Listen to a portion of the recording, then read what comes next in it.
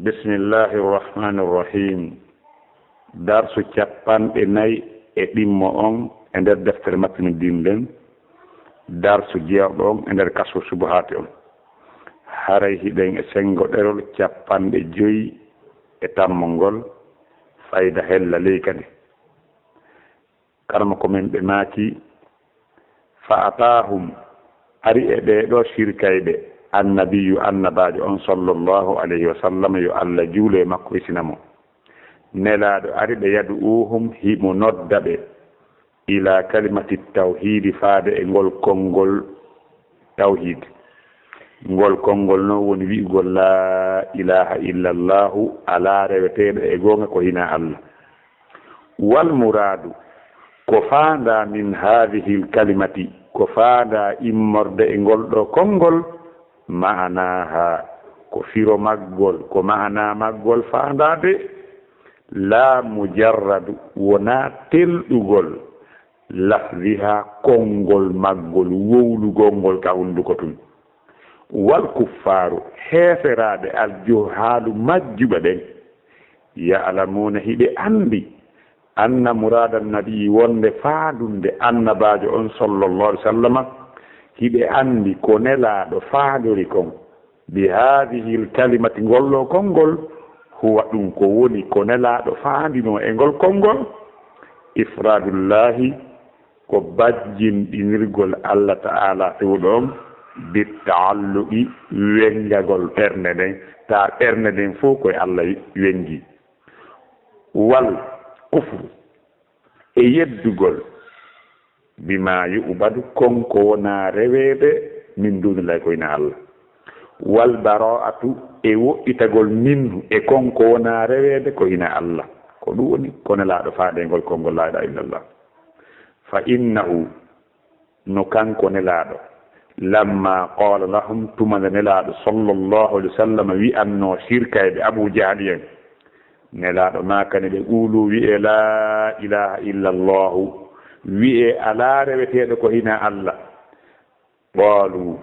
heeferaɓe wi'i aja'ala al alihata e a waɗay reweteɗi ɗin ilahan wahidan reweteɗo gooto inna hada no ɗum ɗo la shay'un ko hunde ujabun hawni ndeye. karama komin ɓe maaki fa ida arafta si a andi anna wonde juhalal kuffari majjuɓe heeferaɓe majjuɓe ɓen si a andi yarifuna dhalika hiɓe andi firo la ilaha illallah haray fal ajabu ko ɓuri hawnade awa mimman yadda il islam ko wonande on wonɗo nodditorde l'islam o wi'a ko o julɗo wo huwa hara kanko wi'uɗo on ko julɗo la yarifo o anda min tafsir hara o anda firo hadihi l kalimati ngol ma'ana ngol ɗo konngol ko wiyete tafsir ko firo hara o anda ma'ana ngol ɗo konngol ma arafahu hara o anda konngol konko andi juhalul kafarati hara o anda firo konngol ngol majjuɓe heeferaɓe andi no ayno ngalɗini balkoni yadunnu kañum nodditorɗo l'islam on hiɓo sikka anna dhalika wonde ngol konngol la ilaha illallahu huwa ɗum attalaffudu ko wowlugol tum bi hurufi ha kalfe ɗen la ilaha illallahu la ilaha illallah mo sikkude ko ɗon hatti min gayri itiqadil qalbi ko alda e fiɗugol ɓernde nden li shay'in hayyi hunde min al ma'ani immodde e ma'anaji min al ma'ani ko ɗo ko ma'ani yimmiɗo immodde e mana. wal haadi'u ƴoƴuɗo on minhum e nder kamɓe wonɓe nodditorde ɓen l'islam ƴoƴuɗo on e maɓɓe yadunnimo sikka anna ma'anaha wonde ko woni ma'ana la ilaha illallahu la yahlugu tagata wala yarzuqu arsikata illallahu koyna allah. fala hayra moƴƴere ala fi rajulin e gorko juhalil kuffaru mo tawata hara majjuɓe heeferaɓe ɓen a'lamu minhu no ɓuri mo andirde ma'ana la ilaha illallah hare moƴƴere ala e o neɗɗo ɗon ko pelletti karma komin ɓe maaki gonga ɗo Muhammad bun Abdul Wahhab rahimahullah e makiɗo haqiqa si tawi goɗɗo woni ko o julɗo tawi Abu Jahal no ɓuri mo andude maana la ilaha illa Allah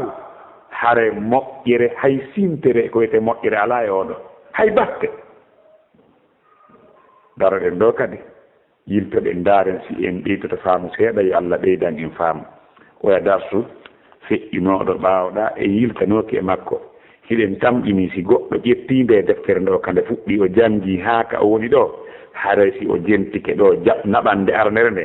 o jentike yanñande ɗimmere nden hiɗen tamƴini haray o faami hato jina e yiltitanagol mo si tawi noon an tawata hara explication ko wona waɗede kon laawol ɗimmol ɗo no woɗɗanma ko honɗum waɗata si tawi laawol aranol ngol naɓama hiɗa wawi yiltutude darsu on kadi cela veut dire ɗanmi kupa ko won janngude kon fuɗɗintinakade darsu on haray janngande laaɓunde nden yahay hande jooɗoyo si hiɗa faljuno faljitoɗa hara a wiyani ko nde mi gayni yanñigol ɗo o si yiltoɗa e darsu on kadi ko wona yanñede ɓaawo ɗo si woni a wawi darsu on hiɗa wawi jentitade ko wona yanñede kon noon famora tan siji goɗɗi a famano yo Allah hawrni e sawaba karama ko men ɓe maaki e ɓaawa nde ɓe ɓanginani en wonde heeferaɓe ɓe nelano ɓen e jamanu mu'um ɓeɓe o piiridi e muɗum o dagini ƴiiƴe maɓɓe e jawle maɓɓe hiɓe qirriti wonde ko Allah tun tagata ko Allah tun artikata ɓe ƴirti ko Allah ko gooto rewgol maɓɓe sanamuji ɗin e hoore mum ko ɓe faali ko ɗin sanamuji yottinɓe ka Allah ma na'buduhum illa liqarribuna ila Allahi zulfa o ɓe ko ɗum tumɓere ko fituɓe yewtu ka Allah joni noon ɓe holli wonde ɓen fiɗanoki de wonde ko ɗin tagata ko ɗin artikata hiɓe andi taggol arsika on ko Allah tun wodani donc ko ɓe faandi reweteɗi ɗin reweteɗi maɓɓe ko konko faandi ɓen sirkayɓe kadi e jamanu men kadi wi'ugol goɗɗo saydi ko waliyajo ɓa enen ko ɓuri kon enen kadi wonɓe haalde pular kon wonɓe ɓen haalde pular ko ɓuri kon e men kadi ko kontuɗen waliyaɓe ɓen ko ɓen wonaɓe rewede e gaburuji mum sa lannete joni goɗɗo waliyajo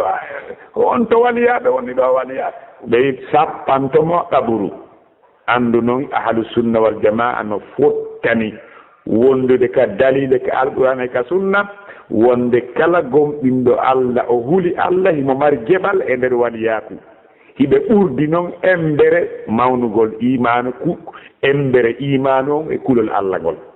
si tawi goɗɗo gomɗini Allah 100% o huli Allah 100% ko o waliyajo 100%.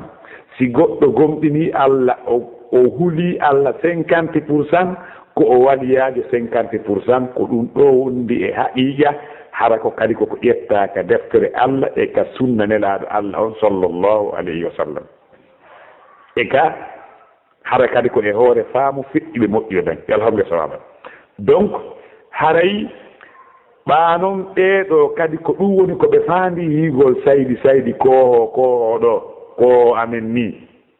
fa atahum nnabiyu sallllahu alayhi wa sallam annabajo on ari e ɓeeɗo sirkayɓe Abu Jahal e groupe mum on yad'uhum himo noddaɓe ila kalimati tawhidi faade e ngolɗo kawngol tawhidi wa hiya ko ɗum woni la ilaha illa llahu ko karama ko men faandi ko ɓangingol wonde ɓeeɗo sirkayɓe ɓe faandaki immorde e wi'ugol la ilaha illa llahu sirkayɓe ɓen Abu Jahal en yuridu rahimahullahu bayan anna almushrikina la yuriduna bi qawli la ilaha illa Allah ay la mudabbira wala khaliqa illa Allah li'annahum ya'rifuna anna dhalika haqqun wa innama yunkiruna ma'anaha la ma'buda haqqan illa Allah wa hadha alladhi bada'a bihi al-mu'allaf wa 'ada innama qalahu lit-ta'kid والرد على من يقول إننا لا نعبد الملائكة أو غيرهم إلا min ajali an yuqarribuna ila allahi zulfa walasna na'taqidu annahum yakhluquna aw yarzuquna. karama ko men ɓe maaki wonde ɗo joni Muhammad bun Salih al Uthaymin rahimahullahu ɓe maaki e nder firo o kasfu subuhat ɗo ɓe maaki ko karma ko men Muhammad bun Abdul Wahhab ko o faami ko ɓangingol wonde ɗen sirkaynoɓe wonaali hiɓe faami e wi'gol la e faam ɓe wonaali ko ɓe faami e la ilaha illallahu ko wonde toppitotoɗo tagowo ala si wona Allah na ɗoni firo la ilaha illallahu sabu no kañum sirkayɓe ɓen hiɓe andi ɗum ɗon ko goonga hiɓe andi tagowo ala arsi ko ala si wona goonga si wona Allah ko ɓe yeddi ko ma'ana maggol on ko ma'ana maggol on ɓe yeddi ɗum ko wiigol ngol ala reweteɗo e goonga ko ina Allah ko ɗum ɗon karama ko men fuɗɗorno ɓaawo kadi ko ɓe fillitani ɗo ko fii pentingol e ruttugol e ɗen wi'ayɓe menen men rewaani malayka ɓen ma ko ina ɗum si wona fii yoɓe ɓattinnen ka Allah ɓadorgol menen men fiɗaaki wonde ɓen no taga mayɓe arsika feƴƴen kadi yeeso karma ko men ɓe maaki wal muradu ko faanda min hadihi l kalimati ko faanda e ngol ɗo konngol ma'ana ha ko ma'ana maggol be faanda ko faanda e ngol konngol la ilaha illallah ɗo ko ma'ana maggol ko firo maggol on ko goɗɗum ɗaɓɓa nder ɗon la mujarrada lafdiha wona telɗugol wowlugol ngol lafdu talaffudu ko wowlugol e hunduko wiyete ɗum lafdu ma yalfidu min qawlin illa ladayhi raqibun atid lafdu ko wowlugol ka hunduko onon ɓe innayi ka si ɓe innayi ka nahaw ɓe inna alkalam huwa lafdu lmurakkabu lmufida bilwaday معنى لفظا أي أن يكون ملفوظا إذا كان لفظا خرج به الكتابة والإشارة الناس فانو نقول الله أولون سبروكا نهوا موتاك المهم كفاند إن كويجون كباني كويته كل لفظ ونالي كفاندا كويجول تونكا هندو لا إله إلا الله e wobno jooyi no jogii ɗo jikkiwa la ilaha illallah la ilaha illallah tawa no jogii talki wuluure no hooli talkuru goo ma no hooli goɗɗum goo so alanni ken ɓe inna menen goye meɗen andi ndu talkuru ndu nafataa ndu lorata kono ndi wonayi ndu ɓattinayi men ka Allah donc o naftu sayyin ko aɓa wuja hani en noon ɓernde men koye num talkuru yowi tawa no woowire lafdu la ilaha illa kono fiɓaaki mana maggol ko ɗum waɗi kanam ko men ɓe maaki wal kuffarul juhalu heeferaaɓe majjuɓe ɓen yalamuna ɓe anndi anna murada annabiyi sallllahu alih w sallam wonde ko nelaaɗo faandori bi hadihi kalimati ngol ɗo konngol huwa no ɗum ifradullahi taala ko bagginɗinirgol Allah bi taalluqe bihi wengorgol Allah tawa ɓernde ma nden koye Allah tum humii keen waɗan ɗo issa raɓɓude ko yande musidɓe julɓe yo goɗɗo won ɓernde makko nden koye Allah tun yowi andite annabi Ibrahima alayhi salatu wassalamu nde o wi'uno ko Allah tun rewete yimɓe ley ndin fof haldi fotti yo ɓe nangumo ɓe huɓɓa yiite ɓe bugomo nder ton yimɓe ley ndin fof moɓodiri contre makko no hoore maɓɓe numrude yo ɓe huɓɓu yiite ɓe sunnamo o ko wona ko filluttete filleede ɓe huɓɓi yiite haa tawi colli ɗi waawata diwgol yiite nden hakke ko yiite ngen huɓɓi tawi goɗɗo waawata ɓadagol yiite ngen tawi goɗɗo ɓe waawata nanngol ɓe haɓɓumo si wona ɓe bugomo si wona ɓe haɓɓumo ɓe haɓɓirema e ɓoggi ɓe bugomo ɓe nangi Ibrahima ɓe ɓortimo ɓe haɓɓimo ɓe joɗɗinimo ko ɗon Mikail ari Mikail en andi kanko woni ko sarti jere kala ko yondi e ndiyam o wi ko mi ari tama ɗo si a hato jiri yo mi walla mi yamira ndiyam kammu ngu yo addu ndiyam ndini ndiyan jippo ha ɗiite ngen ɗano jiddi ibrahima imamul wahidina o wi'i ko allah ne ɗuma biru haaji la haajata bii haaju an ala fi awdi mi hata jina e ballal ma miɗa mari allah miɗa mari joni walla o biru on ɗon yayi laamiɗo keneɗi ɗi ngari o wi a accay mi yamira yiite henndu ndu yondu hendu ndu nokku yiite ngen hibba e maɓɓe hibba e galleji maɓɓe ni fof wonta ndooni o wi mi haato jina e ballal ma miɗa hoolori allah jibril ari jibril wi a accay mi dandama mi ƴettama mi naɓa e nokkure woɗɗitine mi ƴetta nge yiite mi hibba e hoore maɓɓe o wi joomi an mi hoolori anna ibrahima ƴetta o boga ka yiite rabbul ibad o wi an yiite ngen wa qulna ya naru kuni bardan wa salaman ala ibrahim nge ɗutti woni balɗe jeɗɗi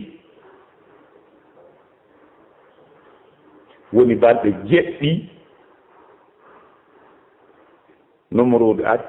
tawi yiite ngen no sumude ka seraji ɗa fopp no mukkude lannakku hay leydi ni hay kaaje wonde ɗen toon ibrahima no jooɗiɗa e timɗi so ima ɓorni coñci ɓuri nadeede hay hunde waɗali ɗum allahu akbar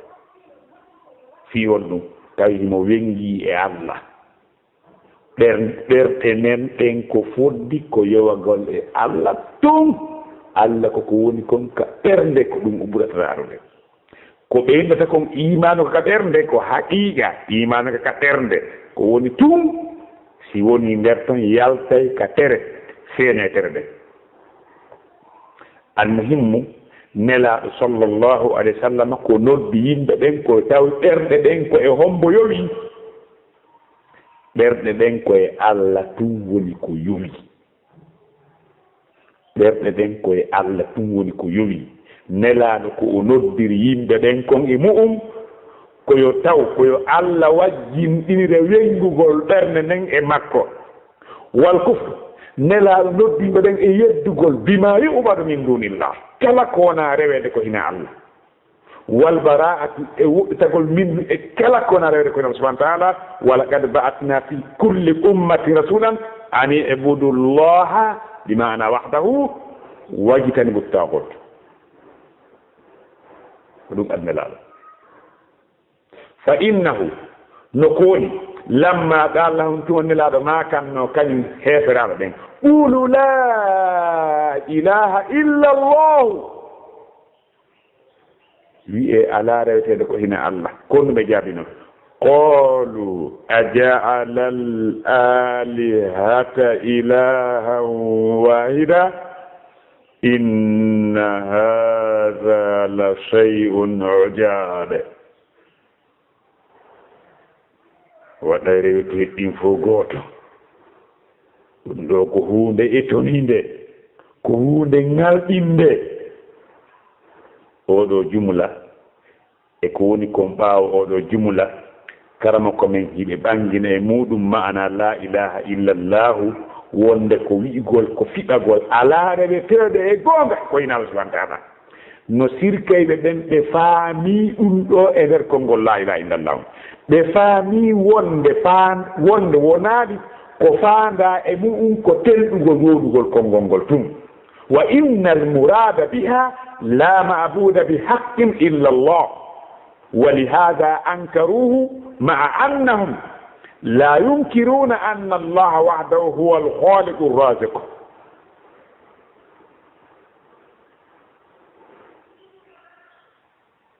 wondude oɗo jumla ko hollugol sirka ɗen hiɓe andi ma'ana la ilaha illa llahu ɗen sirkaɓe ɓe faami e mu'um wonde ko woni mo ma'ana la ilaha illa llahu ko ala reweteɗe e goonga ko hina allah hiɓe andi wonaadi ko faanda e maggol ko wolugol tun ko faanda e mu'um ko ala rewetede ko hina allah ko ɗum waɗi nde tawno ɓe faalaka rewde allah tun ɓe jaɓaali wowlugol ngol hay ka ɗengal koye taw ɓe jaɓaali wowlugol ngol fiyonni ɓe anndi wondude ley ɓe anndi ko Allah tun tagata kanko tun a sigata karam ko men maaki fa ida aratta si a anndi anna juhaalal kuffar no majjuɓe heeferaɓe ɓen yarifuna dalika hiɓe anndi la ilaha illa llahu no e yimɓe ɓen wi'ayɓe ko ɓe julɓe ta ɓe annda la ilaha illallah nokku ka o sikkata wonde ko faanda la ilaha illallah ko wolugol ka hunduko tun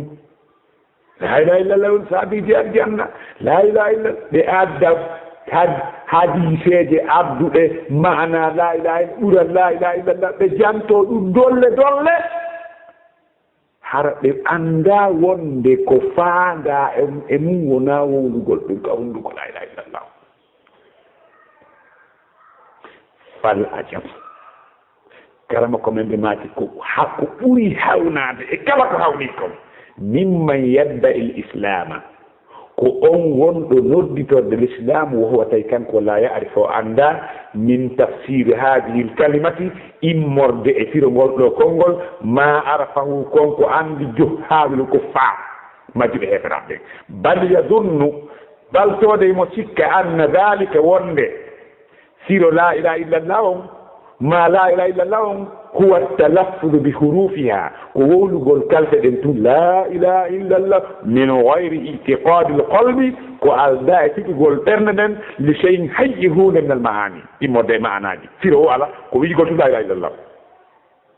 wal haadeku ƴoƴuɗo o min hu e kañum ɓe nodditorɓe l'islam yadunnu mo sikka anna manaha ko maana mum ko la yahlugu wala yarzugu wala yudabbiru l amra illa allah halas sikka fof noon fala hoyra moƴƴere ala fi rajulin e gorko juhaalu kuffar mo tawatara majjuɓe heefera majjuɓe keefera ɓen a alam minnu no ɓuri mo andude maana la ilaha illa llah ɗum noon ko la ilaha illa llah woni sibasiman dina l' islam أساس الدين لا إله إلا الله والله المستعان والله أعلم